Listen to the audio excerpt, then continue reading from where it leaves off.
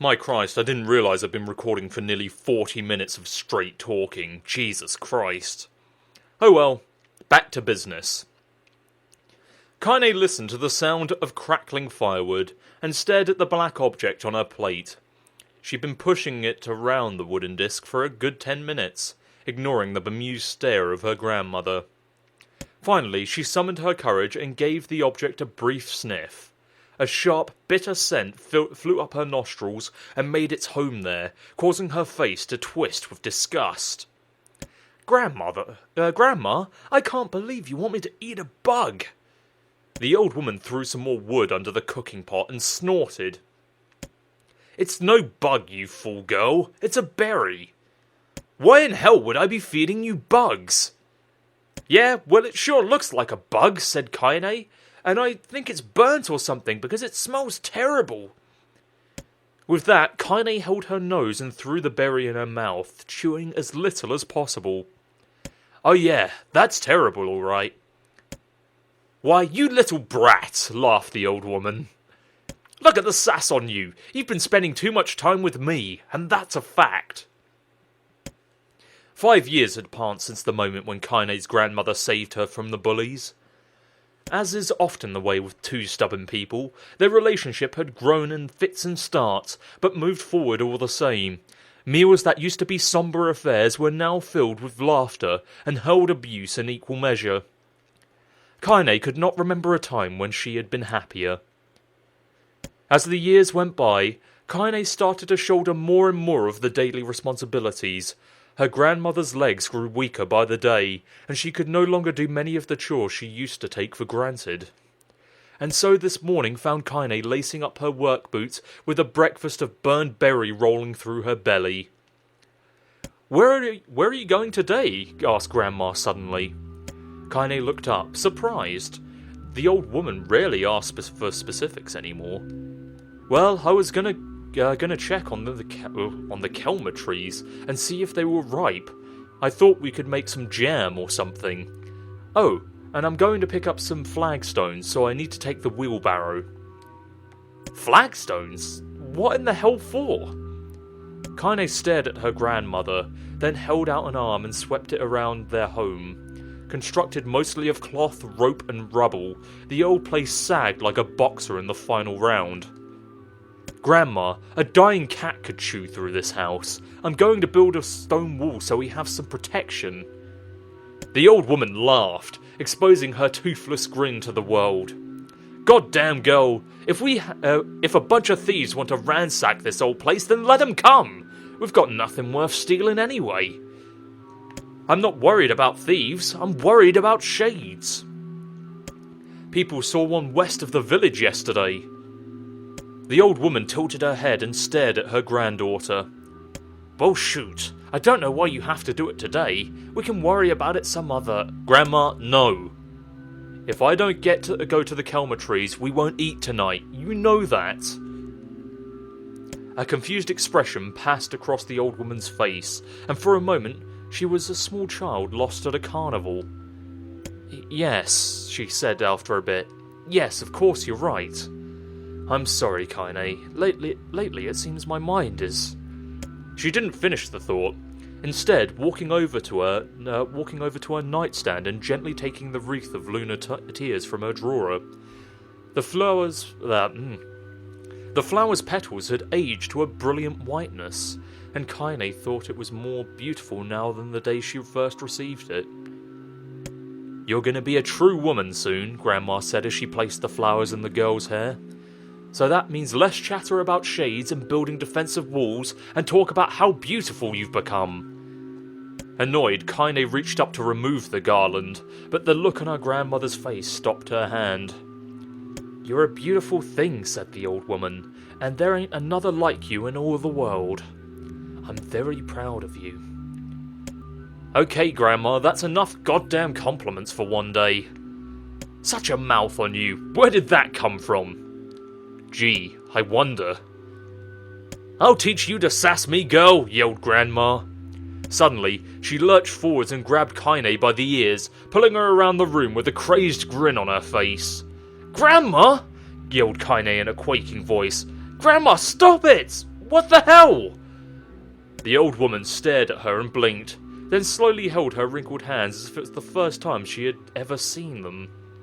Oh, I don't know what happened there. I'm sorry, girl. Sometimes my mind just... Kaine thought the look on her grandmother's face was the most heartbreaking thing she had ever seen. Listen, she began. Maybe I should stay home after all. No! I won't have you stay here and keep an eye on an old codger like me. You go and get your fruit and your wool and whatnot. I'll be fine. And when you come back, I'll have a nice grasshopper dinner waiting for you. Kaine rolled her eyes, then kissed her grandmother on the forehead and made ready to depart, trying desperately to ignore the worry that was gnawing at the walls of her heart. Kaine could feel the old woman's eyes watching her as she moved down the path. Don't turn around, she told herself, but in the end the temptation was too great. She spun on her heel for one final look and saw a small, bent woman standing in front of a ramshackle hut, with a sad expression on her face. Gods, she looks so old now. It's like the wind could reach down and just carry her away. Kaine worried about her grandmother all day, causing her work to suffer.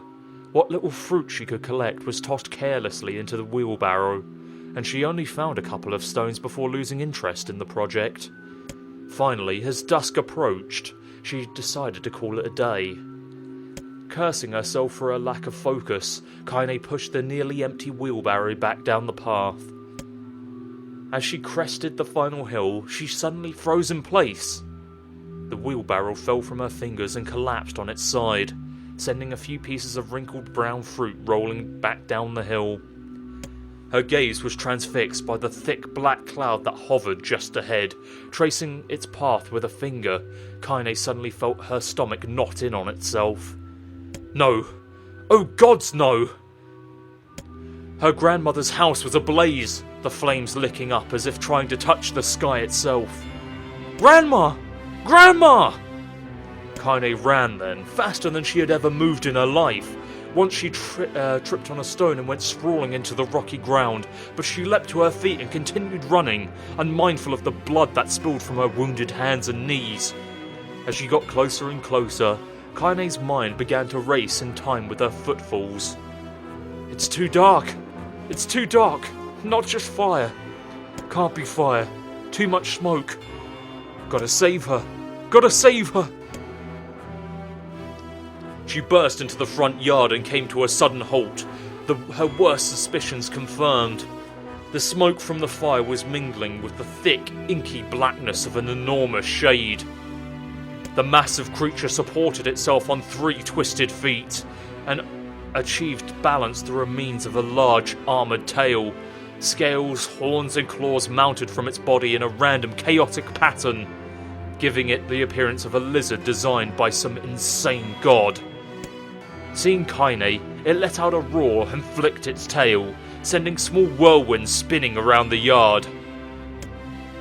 For a moment the creature retreated into a shimmering, inky blackness, as if her mind was unable to comprehend that such a thing could actually exist. But then the smell hit her, a blend of rotted meat and excrement, and the horror became real once more.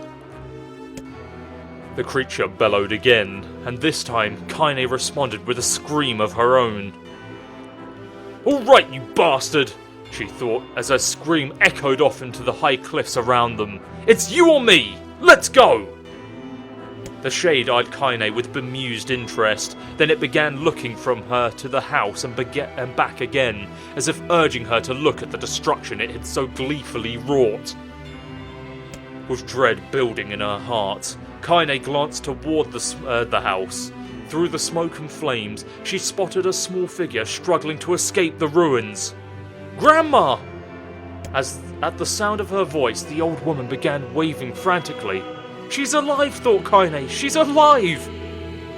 Kaine's legs sprang to life as she raced across the yard towards the flaming wreckage of the house, as Badger took another sip of his drink. "Oh yeah, that's good." Before she could advance once more than a few steps, the shade opened its mouth and let a roar powerful enough to uproot trees and send them flying. The blast sent Kaine tumbling through the air before smashing her against the rocky earth. Stars danced in front of her eyes as she tried to remember how her legs worked. Get up! Get up! Get up, get up, get up, get up now! As Kaine struggled to her feet, the shade stomped towards the house and painted her grandmother to the ground with the tip of a claw. The old woman struggled to move the claw from her stomach, but she might as well have been pushing a mountain. She coughed briefly, sending a small spray of blood into the air, then collapsed to the ground, her energy spent. Kaine lurched to her feet, only to fall back to the earth with a gasp. Her ankles were on fire. One or both of them were surely broken. Ignoring the pain that screamed through her body, she began dragging herself across the ground, leaving a drunken trail of dust and blood in her wake. Grandma! Hold on! Just a little longer. Her grandmother's face was turning blue, her eyes rolling back until only the whites were exposed. Kaine pulled herself across the ground with maddening slowness. The distance seemed to increase with every second that passed. The shade glanced between the two women, flicked out its tongue, its giant mouth turning up at the corners. Short, panting breaths belched from somewhere deep inside its core. Bastard! Laughing at us! She had no idea how such a mindless creature could experience emotion, but there could be no doubt that the shade was taking joy in their suffering. Yeah, I see your plan. The shade moved its claw slightly, allowing Grandma to breathe again. It was clearly keeping her alive, only to snuff out her life when Kaine was close enough to touch her. I'm gonna kill this bastard! Summoning all of her strength, Kaine rose to her feet. There was a sickening snap from her right ankle as the foot twisted backward. But she forced it from her mind and began to hobble towards the monster. Pulling a small knife from the pouch at her waist, she leapt on the foot that pinned her grandmother and plunged the weapon deep. Give her back, she screamed. Give her back to me! It was like stabbing a rock. After a few swipes, the knife broke at the hilt with a dull snap. The shade panted with laughter again, then raised its tail and sent it rushing through the air towards the young girl that was latched to its foot. Kaine never had a chance. The tail struck her square in the chest and sent her crashing into the burning wreckage of the home. As she lay on the ground with blood pouring from multiple wounds, a small, weak voice spoke up. Kaine? Kaine's vision blurred, but she forced herself to focus on the sound. Finally, her eyes cleared enough for her to make out her grandmother's hands, reaching out to her through the smoke. Grandma! Kaine, you've got to run. You can't defeat him. Kaine grabbed the hands and held on with all of her strength. Grandma, come on! We have to go! The old woman coughed loudly. One of her hands, slick with blood, slipped from Kaine's grasp and thumped into the ground below. Grandma! No! No! I said run, goddammit! You have to live! You have to get through! The thought would stay forever unfinished. Before she could say another word, the shade's clawed foot descended, smashing through the remains of the roof, and down upon the shattered figure of the old woman. Blood oozed thickly in the gaps of the creature's toes as the terrible putrid smell assaulted Kaine's nose once again. She stared at the foot, dumbfounded, convinced that what she was seeing could not possibly be real. When the creature finally lifted its appendage, all that remained underneath was a twisted, unrecognizable mass of rubble and red. Her grandmother was gone. Kaine blinked, trying to feel the hands which had been in hers just a moment before. For a fleeting instant, She could remember the warmth of that embrace, the trembling of the fingers, but then the sensation drifted away on the breeze and was gone. Memories flashed through Kaine's mind, one after the other, faster and faster, until they became a meaningless jangle of noise. Kaine screamed then, a thunderous sound that echoed off into the cliffs and seemed to roll away forever. The shade eased forwards, black ichor pouring from its mouth and dissolving into smoke on the ground below. The earth shook with every step as it crept towards its prey. Kaine's body slowly rose as if controlled by a mad puppet master. Her arms and legs were bent at impossible angles. Why can't I take this moment seriously? Badger, control your thoughts and your words. You can speak English, I swear. Her arms and legs were bent at impossible angles. Her head lolled dangerously to the side. Yet somehow she managed to stand. Staring at the shade, her eyes began to glow with a deep red fire. The creature, so confident just moments before, took a slow, hesitant step forward, trying to discern if this broken human could possibly pose a threat. I swear I'm this close to giving up on all this text. It's almost been an hour. Kaine seized the moment, laughing like a madwoman, leapt into the air and plunged the shattered hilt of her knife deep into the leg of the shade. Except that the hilt of a knife wouldn't really be that deep in the first place. The shade shook Kaine off like a fly, sending her crashing to the earth once again. Her chest rose and fell slowly as if a great weight were resting on it. Moist sounds of pain echoed through her mind. Something warm and thick oozed from her ears. Oh Christ, Caviar, I think this is your way of simulating the pain Kaine is feeling, because I'm feeling it right now. Is that blood? I think it is. I think I'm bleeding to death. No, can't die. Grandma told me to live. Deep inside Kaine's mind, something finally broke. The sound, the pain, the smoke and flames, all of it faded away until all that remained was a single incantation repeated over and over again. Kill it. Kill it. Kill it.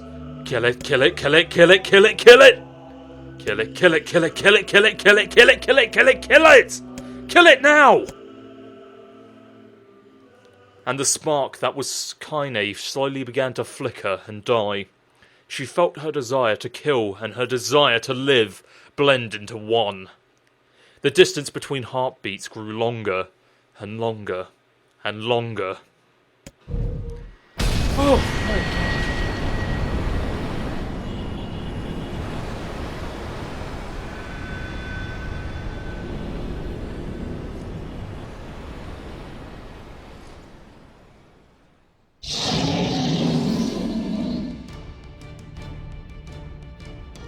The beast approaches. Oh, I got it.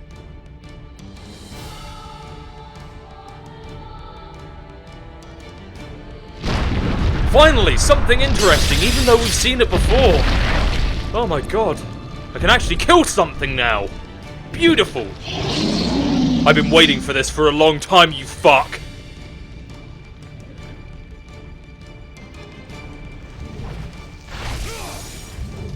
Christ, it's been so long since I played this game, since I took a long break, but Jesus Christ, does this killing feel good? What anger this creature must have. How did it even survive these past 5 years?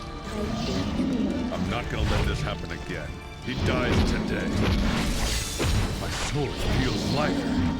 It's not the blade, but the skill of the user. Strike him down! God, that feels good. Nice little reprieve from that bullshit.